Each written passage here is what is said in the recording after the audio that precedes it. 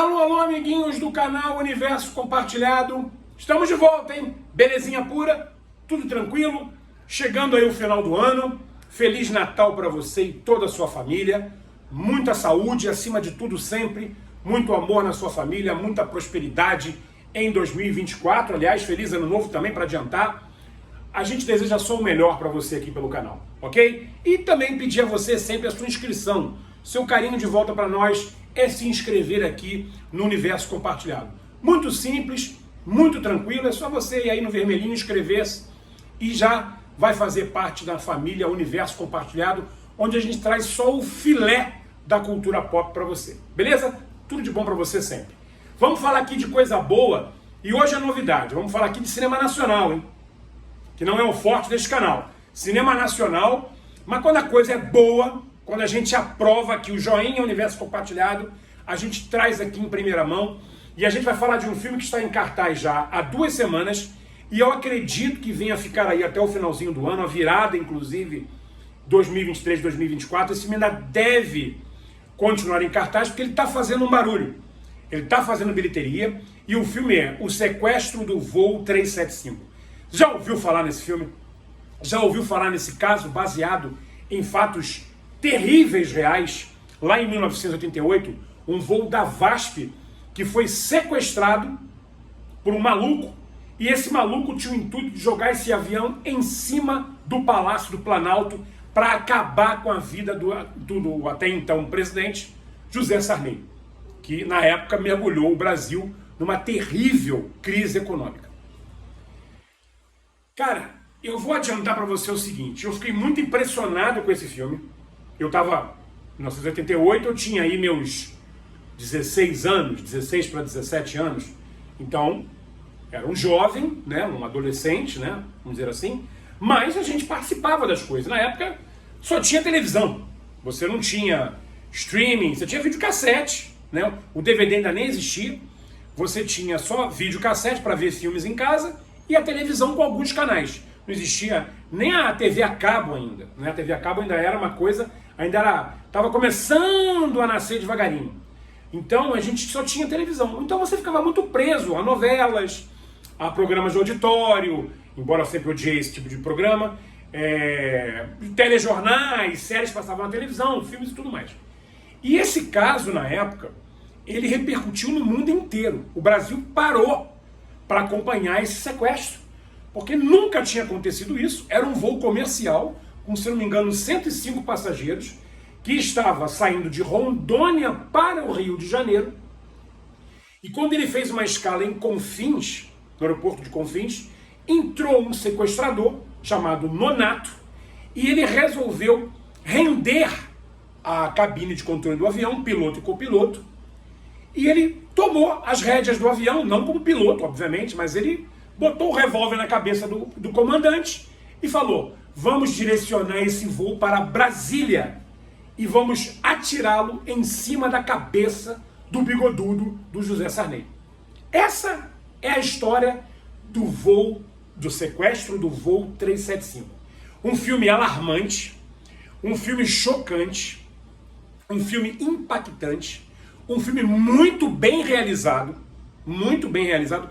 Claro, estamos falando do cinema nacional. O investimento no Brasil para cinema sempre foi uma coisa muito capenga. De vez em quando pintam uns diretores aí, uns criadores, que investem às vezes até no próprio bolso para poder bancar alguma produção boa. O Brasil tem boas produções. Vide aí os filmes antigos de Tropa de Elite, que para mim, tanto um quanto dois, são os melhores filmes nacionais de todos os tempos. Esse aqui não fica atrás. O diretor caiu de cabeça no projeto, se envolveu com a família do comandante Murilo, que é o comandante que sofreu a situação, né? Já falecido, ele faleceu agora em 2018, 2019, se não me engano, aos 70 e poucos anos, e o diretor teve contato com o filho do comandante, e aí o filho do comandante ajudou muito na criação do filme, na produção. Então nós temos aqui um filme muito caprichado. Claro que, como eu falei, tem alguns problemas técnicos, você vê que falta de investimento, tem uma coisa ou outra que acontece no filme, muito pontuais, que te tiram até um pouquinho do filme, mas não prejudica a experiência. O filme, como eu falei, é um filme muito chocante. Ele retrata com muita fidelidade o que aconteceu. E ele mostra aqui o total controle, a frieza e a coragem do comandante em tentar desarmar um sequestrador que passou horas de voo com um revólver na cabeça dele. Então o sequestrador estava à frente da situação o tempo todo, ele assumiu a cabine de comando, ele acabou matando o copiloto num ato de desespero, e ao mesmo tempo ele mostrou ao comandante e também à tripulação e aos passageiros que ele estava falando sério. Olha, eu não estou brincando, eu não queria matar o copiloto, mas acabei matando, porque vocês não estão respeitando o meu comando. Então agora toca esse negócio para cima do Palácio do Planalto, porque eu vou acabar com o bigode do José Sarney. Porque esse sequestrador, ele não era um bandido inicialmente, claro, né? Ele era um cara desesperado por dinheiro, estava passando necessidade, a família dele, a mãe dele, estava numa situação financeira desesperadora. Claro que uma coisa não justifica a outra, é lógico, né? Mas o cara estava num pânico miserável, desempregado, família quase passando fome, às vezes não tinha nem arroz para comer. Então o cara pirou na batatinha e resolveu fazer uma loucura. Então eu mato logo o presidente, vou morrer junto também, e aí o país vai ser outro, vamos ver o que vai acontecer. É aquele negócio de loucura da pessoa que não pensa nos seus atos e acaba, né? E a gente sabe muito bem que a história conta vários casos desses. Daqui a pouco eu vou falar um pouco mais sobre o 11 de setembro ligado aqui a esse lance, tá? Mas vamos lá. Então, é como eu falei, produção muito caprichada. O elenco aqui não é um elenco de grandes atores. Se você não conhece muito o cinema nacional, você não vai reconhecer ninguém. Tem um ator aqui que é do filme Tropa de Elite, o Tropa de Elite 2, se eu não me engano, mas eu, por exemplo, não lembro nem o nome dele agora, para te falar, né? Mas o que me chama a atenção, e aí, como eu falei, não são atores conhecidos, é tanto o comandante Murilo, como o sequestrador. O sequestrador, o nome dele é Nonato, né? Os dois atores trabalham muitíssimo bem. Eles se entregam no papel absurdamente.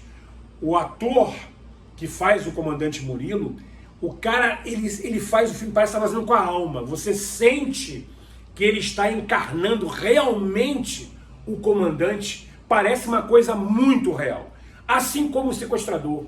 O ator chama-se Jorge Paz, que faz o sequestrador. O cara tá ali, o sequestrador era maranhense, da mesma terra, inclusive, do José Sarney.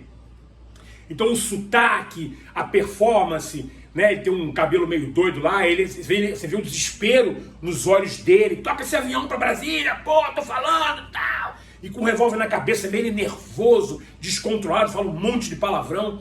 Você vê a performance de ambos os atores. E não precisa ter nenhuma estrela global aqui, não precisa ter nenhuma estrela do cinema nacional. São dois atores que têm um futuro muito promissor, já fizeram alguns trabalhos, mas não têm as suas estampas por aí, todo mundo conhece. E aí é que tá legal, porque não precisa ter gente conhecida para ter um filme desse tão bacana.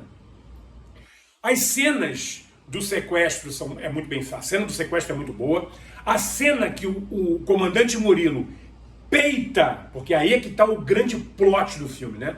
O comandante Murilo, na vida real, o que ele fez? Ele não tinha alternativa, ele precisava desarmar aquele sequestrador que estava com a arma na cabeça dele o tempo todo, porque ele podia dar um tiro no vidro do avião, ele podia dar um tiro já tinha matado o copiloto, ele podia matar o comandante, e se ele matasse o comandante, o avião realmente ia cair. Obviamente o sequestrador queria isso, mas se ele mata o comandante, não tinha nem destino, o avião ia cair ali mesmo.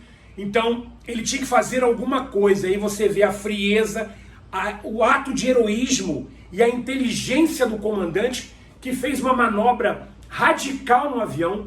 Isso não é spoiler não, tá? Porque isso aconteceu na vida real. Se você entrar no Google aí e for ler sobre o caso, você vai ver. E se você é dos anos 80, você sabe do que eu estou falando. Então isso não é um spoiler. Não é spoiler. Isso aconteceu realmente. O comandante, ele faz um tune-up no avião, uma manobra radical que só aviões de caça, só aviões de demonstração fazem esse tipo de manobra. Um avião comercial é praticamente impossível você fazer esse tipo de manobra. Ele faz um tune-up no avião, ele vira o avião de cabeça para baixo. Aos pouquinhos ele vai virando o avião, a tripulação manda os passageiros, coloquem seus cintos, coloquem todo mundo no desespero, todo mundo desesperado.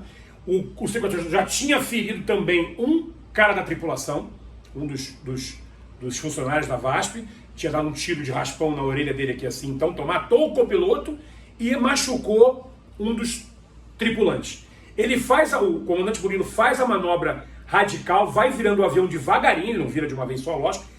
E você vai vendo a força dele no manche, virando, ele suando frio, mais do que eu tô suando aqui, ele suando frio, e o olho dele esbugalhado, ele virando o avião e virando o avião.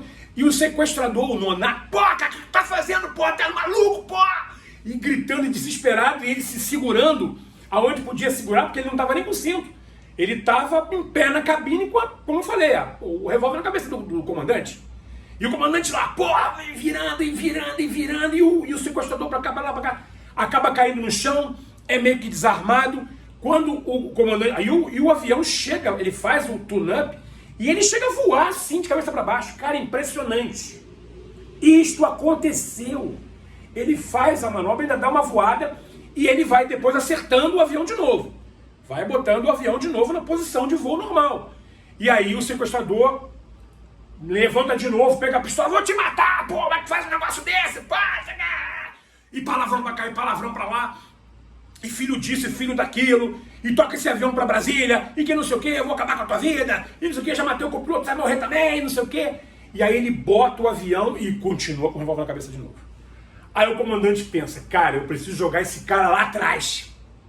Preciso jogar esse cara lá, a cabine estava aberta, a porta da cabine estava aberta, então o sequestrador conseguia ver não só o comandante, e também a tripulação e os passageiros. Ele já tinha peitado alguns passageiros lá no corredor, já tinha dado uma confusão, porque tinha passageiro que estava tentando peitá-lo também, né? Então já estava uma confusão generalizada, não era só na cabine do comandante, a cabine de comando. E aí o sequestrador levanta de novo depois da queda e bota o revólver na cabeça do vou matar você agora. E aí o comandante fala, cara, não tem como levar esse avião para Brasília. O combustível não dá até lá, esse voo era de Rondônia para o Rio de Janeiro, nós já paramos em outros aeroportos, não vamos ter gasolina, combustível, o avião vai cair antes. Ele, eu não quero saber, e não sei o que lá, e blá. O comandante resolve peitar mais uma vez. O que ele faz? Ele faz uma manobra ainda mais radical. Ele joga o avião em parafuso, pega o avião, mira para baixo e vai para baixo lascado em parafuso e descendo. E a galera lá atrás, os passageiros, os tripulantes, todo mundo desesperado, preso nos cintos, mas o avião fazendo uma manobra radical de parafuso para baixo, parecendo que tá caindo. Cara, fica aquela loucura lá dentro do avião, e aí o sequestrador sai voando, corredor adentro, numa cena fantástica, digna de cinema americano. Parece que tem um negócio que puxa ele assim, né?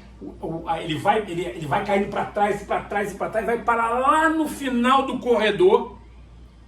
Aí bate com a cabeça num móvel lá, alguma coisa lá perto da cozinha, e acaba desmaiando. Aí um dos tripulantes tenta pegar a arma dele, aquela coisa toda e tal. Cara, até o desfecho final, quando a polícia o avião acaba pousando, né? Depois de toda essa loucura, acaba pousando. O sequestrador ainda está sob domínio, porque ele acorda depois de novo, ainda rende o comandante, rende a tripulação e tal, sai com eles ali e tal, e a polícia acaba depois pegando o cara, e o cara é levado para um hospital ferido, que tinha tomado tiro da Polícia Federal, né? Tentaram fazer negociação com ele, mas não adiantou grandes coisas, né? E aí depois a polícia o leva, e ele acaba morrendo 2 ou 3 dias depois no hospital de causas misteriosas.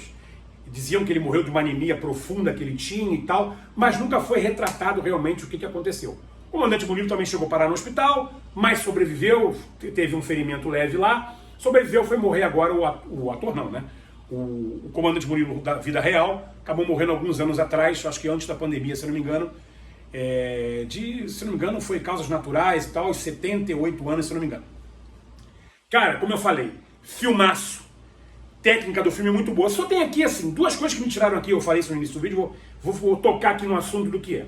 Uma delas é lá no início do filme, quando o sequestrador ainda não assumiu o avião, quando ele entrou no avião, sentou e botou a mochila, ele estava com uma mochila, porque a mochila tinha arma dentro, a pistola que ele ia render todo mundo. Ele tá com a mochila no colo, e aí cinto de segurança, tem essa posição, vamos sobrevoar, aperta seus cintos e tal, vamos voar, e não sei o que, blá. Aí, né, a tripulação, como todo voo, né, vai vendo, vai checando os armários, fechando as portas, vai falando com as pessoas, botar a posição reta na cadeira, quem tá com a mochila bota no chão. Quando uma das aeromoças chegou até o nonato, ele tava com a mochila no colo, e a moça falou assim, senhor, por favor, bote sua mochila no chão. E aí o sequestrador falou assim, não, a mochila vai comigo no colo. Aí ela arrancou da mão dele e botou no chão, até meio violentamente. Ninguém sabia que ele era o sequestrador ainda, né? Arrancou da mão dele e botou no chão. Isso eu acho muito difícil de acontecer. Se bem que nos anos 80 as coisas eram um pouco diferentes. Mas hoje em dia, se uma mulher arranca com essa violência uma bolsa, uma mochila da sua mão, essa mulher está demitida. Não é assim que se trata um passageiro. Entendeu? Então, eu achei uma coisa meio exagerada. Ninguém sabia que ele era o sequestrador, né? Ele estaria preso. Então, assim, eu achei um pouco de exagero do papel da moça, mas comprometimento zero, né? Não prejudica em nada. E a outra, que me tirou um pouquinho do filme naquele momento, é na hora que o avião está pousando, que ele vai encostar, o trem de pouso mesmo na pista, você vê ali a hora que o avião bate, sai aquela fumacinha do pneu, do freio e tal. Aquilo ali você vê que é totalmente artificial. Claro, o avião não é real, né? Na hora que está voando e tal, é tudo efeito visual muito bem feito. Só me tirou na hora que ele bate no solo, que ele pousa. O trem de pouso encostou, parecia um pombo, parecia um avião desenhado, né? Uma coisa, o avião não tinha peso, você não sentia peso na aeronave, né? Você via aquela fumacinha falsa feita por efeito visual, que era do pneu encostando no solo. Falei, isso aí tá mal feitinho pra caramba. Falha técnica, falta de investimento, que é uma pena, mas não prejudica em nada o filme, porque o filme é muito bom. E as manobras do comandante Murilo lá em cima, tanto no tune-up como no parafuso, são de arrepiar. Essas são muito bem feitas. E o voo, inclusive, é o tempo todo seguido por um caça, porque o governo brasileiro manda um caça seguir o avião e fala, se esse avião ultrapassar os limites de 30 quilômetros de Brasília, pode derrubar o avião, mesmo com 105 passageiros. Havia inclusive esse pânico. E era o pânico da sociedade na época. Meu Deus do céu, o governo deu ordem de abater o avião se esse avião ultrapassar 30 quilômetros de distância do local de destino final, do sequestrador.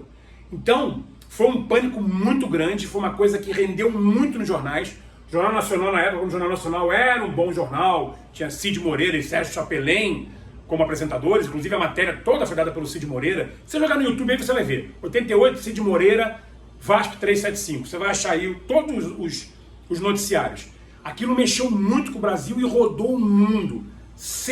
Sensacional.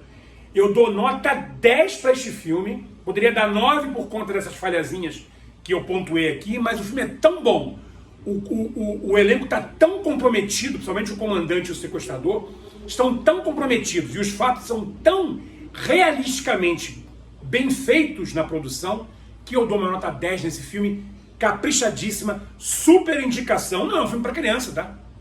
É um filme para você que viveu os anos 80, né? Você que está aí com seus 40, 50 anos, assim como eu, né? Ou mais, obviamente. Você que viveu essa época, você que ficou apreensivo com essa notícia na época, esse sequestro. É um filme para você.